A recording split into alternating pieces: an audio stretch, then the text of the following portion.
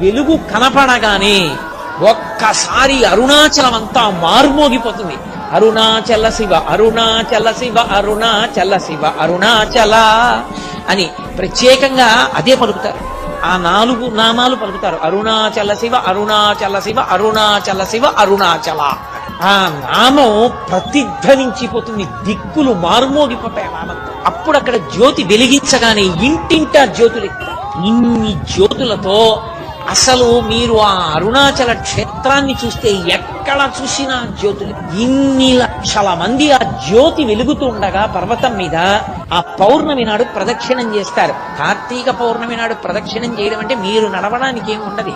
మీరు అంగుళం ఖాళీ వస్తే కాలు కదుపుతూ వెడుతూ ఉండడమే అంతే. అలా తిరుగుతారు. అసలు అది జనం ఇలా ఇలా నడుస్తూ ఆ గిరి చుట్టూ తిరిగే స్థితిని చూడడం సార్ అంత అద్భుతంగా ఉంటుంది. కొండంతా జనంతో నిండిపోతుంది. అంత పెద్ద జ్యోతి